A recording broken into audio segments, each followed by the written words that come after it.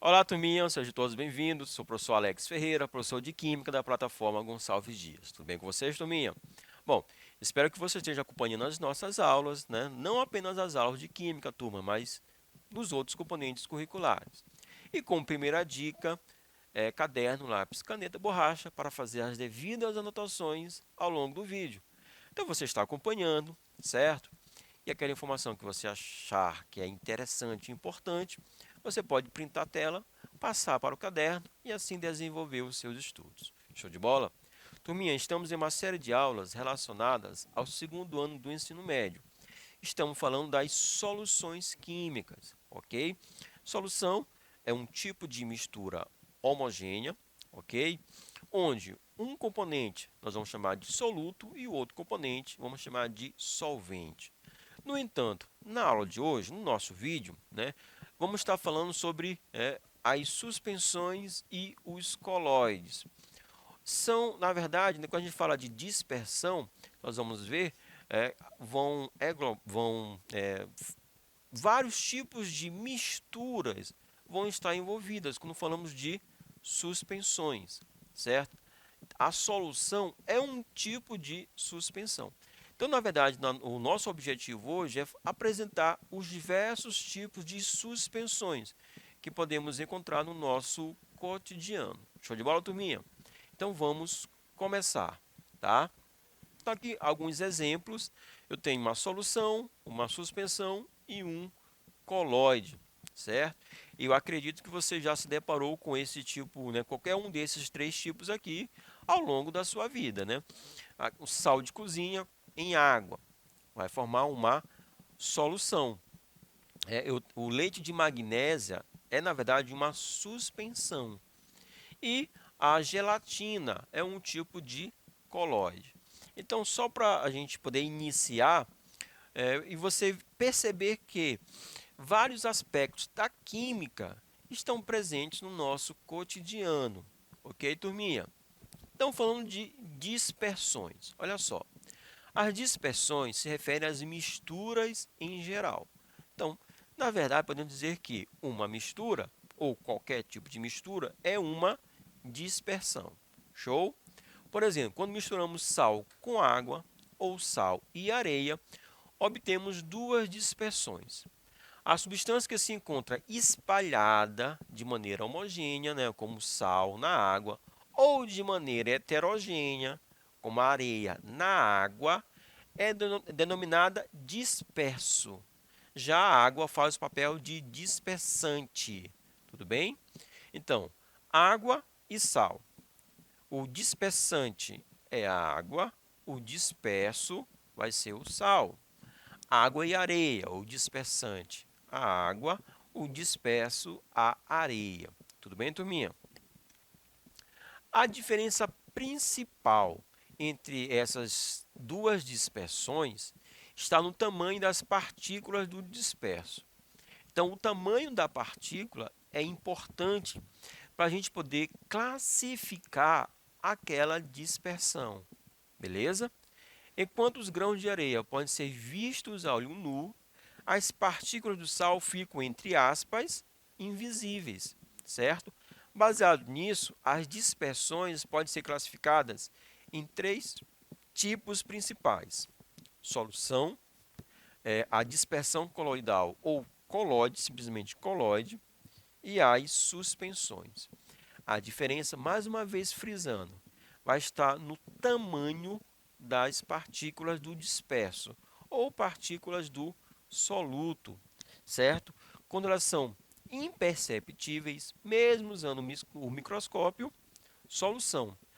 Quando elas são perceptíveis, inclusive a olho nu, suspensões. E aí, nos colóides, nós vamos ter um tamanho intermediário entre essas partículas, certo? Então, as soluções são misturas homogêneas. Toda solução é uma mistura homogênea. Eu vou ter um único aspecto, uma única fase. As partículas presentes numa solução podem ser átomos, íons ou pequenas partículas. No entanto, quaisquer que sejam, elas são tão pequenas, ok, que não podem ser vistas, mesmo com o auxílio de poderosos instrumentos ópticos, ou seja, poderosos microscópicos. Nem conseguem dispersar a luz, por isso não são vistos, por exemplo, com microscópios eletrônicos, quando se faz incidir um feixe luminoso sobre elas. Nem podem ser separadas por algum processo de filtração. Então, elas não são perceptíveis, mesmo usando poderosos microscópios, e nem podem ser separados por poderosos filtros de filtração, ok? Não podem ser filtrados de maneira alguma. Então, são exemplos de soluções: água e sal, água e açúcar, o álcool hidratado. Só lembrando que sempre para o soluto vai existir um coeficiente de solubilidade. Então, uma determinada massa de solvente vai dissolver uma quantidade X daquele soluto. Se ultrapassar, eu vou ter a formação de um precipitado. Tudo bem, turminha? Bom, as suspensões são sistemas heterogêneos nos quais, mesmo a olho nu, é possível visualizar suas partículas. Não, são alguns exemplos de suspensões. Leite de magnésia, ok? Ele tem um aspecto viscoso, que ele contém de 7 a 8,5 gramas do hidróxido de magnésio, por isso leite de magnésia, por 100 gramas de suspensão. O leite de magnésio ele é usado muito como antiácido, então você está com aquela azia que pode ser devido a uma hiperacidez, você vai tomar um pouco do leite de magnésio, né? Essa suspensão. Nós temos também com outro exemplo, né? A calamina, é uma mistura, olha só, óxido de zinco com o óxido de ferro, o óxido de ferro 3 e água. Ele é comercializado como protetor tópico para queimaduras de sol, ok? Você vai espalhar ao longo da sua pele para combater as queimaduras. No caso das dispersões, a luz também é refletida e a sua separação pode ser feita por filtração comum, porque o tamanho dessas partículas já é um tamanho bem maior. E aqui nós temos uma curiosidade com relação às suspensões, né? As suspensões também ocorrem normalmente na natureza. Um exemplo disso é o belo espetáculo visual das estalactites e estalagmites. Não sei se você já ouviu falar nesses termos ou se você já visitou uma caverna onde você vai apresentar, né? Onde você vai visualizar estruturas partindo do teto em direção ao solo e também estruturas partindo do solo em direção ao teto. Então eu vou ter do teto para o solo as estalactites e do solo para o teto as estalagmites, ok? Você vai encontrar essas estruturas em cavernas. Esse processo se dá, né, através de uma reação química, tudo bem? Onde há a formação do carbonato de cálcio, né, o CaCO3. O carbonato de cálcio é uma substância praticamente insolúvel e forma uma suspensão com água, ok? À medida que a água evapora, o carbonato de cálcio se cristaliza, certo? Originando, né, formações com esse aspecto visual impressionante, né? Se você já se deparou, né, você deve ter ficado maravilhado. Mas é um processo químico, ok, que pode ser exemplificado, né, através das suspensões. E agora um pouco dos colóides. Colóides são misturas heterogêneas de pelo menos duas fases diferentes, ok? Com a matéria, né, de uma das fases na forma finamente dividida, né, bem fragmentada, pode ser um sólido, pode ser um líquido, como também pode ser um gás, denominada fase dispersa ou disperso, misturado com uma fase contínua, que também pode ser um sólido, pode ser um líquido ou pode ser um gás, denominada meio de dispersão, fase dispergente ou apenas dispersante. E aí são todos sinônimos. É importante você printar a tela, né, para você guardar esses conceitos. Show de bola, turminha? Bom, é, dentre os colóides vão sofrer várias classificações, sempre com base na fase dispersa, né, e na fase dispersante. Então, nós vamos ter vários tipos de colóides. A lista ela é extensa, aí eu trouxe aqui alguns, ou aqueles mais corriqueiros. Show? Nós temos, como classificação de colóides, nós podemos ter o aerossol, sol sólido, o gel, emulsão, tá bom? Apenas sol. Um exemplo de aerossol, onde a fase dispersa é a fase sólida, certo? E a fase dispersante é a fase gasosa. Então, um exemplo são os fumos, ok? Na verdade, a fumaça do cigarro. Então, nós temos ali, partículas sólidas que vão estar, entre aspas, envolvidas, dissolvidas em uma fase gasosa. A fase gasosa vai estar levando aquelas partículas sólidas. Então, a fumaça do cigarro é um aerossol. Sol sólido, onde a fase dispersa, a fase sólida, a fase dispersante também ela é sólida. Nós temos aqui como exemplo as pérolas, ok? Formadas nas ostras pela cristalização de alguns minerais. Então é um exemplo de um colóide tipo sol sólido. Um outro aerossol, só que agora a fase dispersa é a fase líquida, dispersante, né, continua sendo a fase gasosa. As nuvens, ok? As nuvens elas são formadas por gotículas de água. Então, fase dispersa, fase líquida, água na fase, né, no estado líquido, certo? Então, as nuvens também é um exemplo de aerossol. Gel, vamos ter a fase dispersa, né? A fase líquida e a fase dispersante, né? Uma fase sólida. E aí, como exemplo, a manteiga, ok? Então, a manteiga é um exemplo de colóide com esse aspecto, tudo bem? A emulsão. Então, eu tenho fase dispersa, fase líquida, fase dispersante também líquida. Exemplo, o leite, ok? Então, o leite ele não é uma solução, ou seja, uma mistura homogênea. É, na verdade, uma mistura heterogênea do tipo colóide, certo? Ainda na emulsão, nós podemos usar como exemplo, né, também a maionese, ok? Nós temos uma fase líquida, dispersa, né, dentro de uma fase dispersante que também ela é líquida.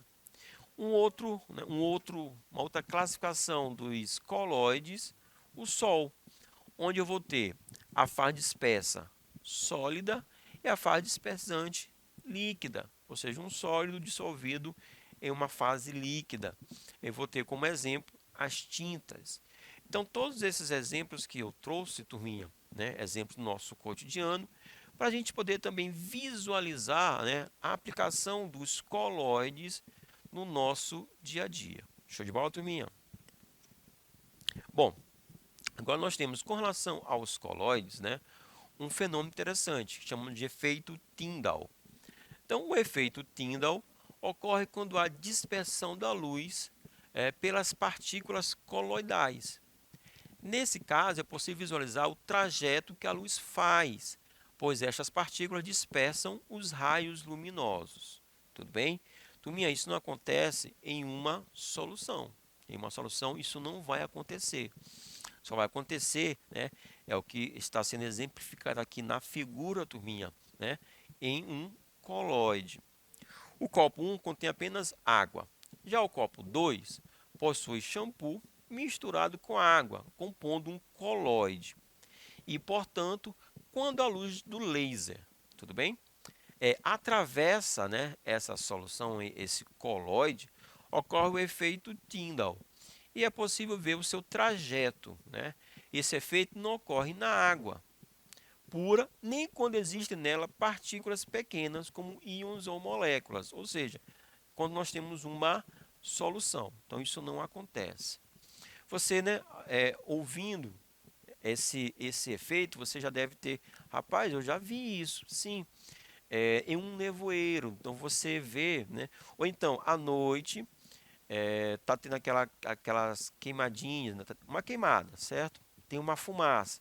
E você tá no carro do seu pai. O seu pai, né, tá com os refletores ligados, né? E aí você percebe o feixe de luz, certo? Isso porque você tem ali uma fumaça, e aí nós já falamos que a fumaça, nós temos partículas sólidas dispersas em um gás, no caso o atmosférico. Então, quando nós temos ali um coloide, nós vamos ter o efeito Tyndall. Então, você vai perceber esse feixe luminoso, né? Os raios que vão estar saindo do farol do carro, do automóvel. Ok, turminha? Então, é algo assim corriqueiro. É um pouco no nosso dia a dia dos coloides. Ó. As primeiras horas do dia, né? Na higiene pessoal. Então, você pode usar sabonetes, shampoo, pasta de dentes. Então, tudo isso são exemplos de coloides. No lanche, leite, manteiga, a parte de amendoim, geleias de frutas, são exemplos de coloides no nosso dia a dia. Na rua, o nevoeiro, a poluição do ar, né? A cor azul no céu, justamente. A coloração, né, entre aspas, se deve a um efeito da dispersão da luz. Então, né, são exemplos de coloides. No almoço, os diversos temperos, maioneses, cremes, os gelados, refrigerantes também são exemplos de coloides no nosso dia a dia, né? No nosso corpo, o sangue não é uma solução, não é uma mistura homogênea. O sangue é um tipo de coloide.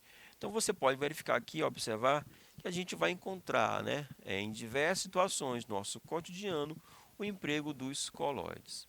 Tominha, para fechar, né, vamos trazer aqui algumas questões.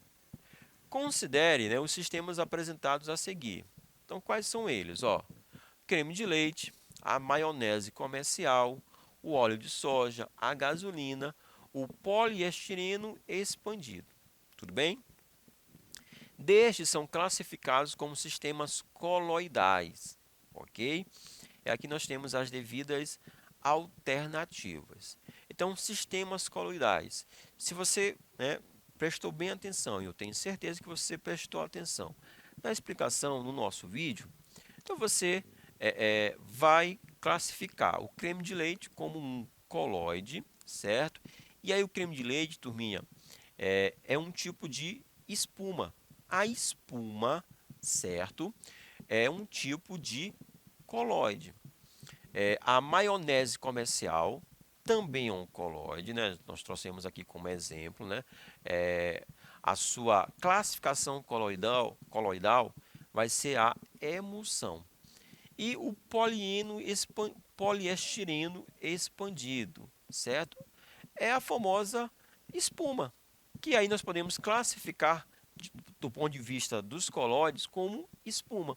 Então, a espuma, certo? É o colchão, é o poliestireno expandido.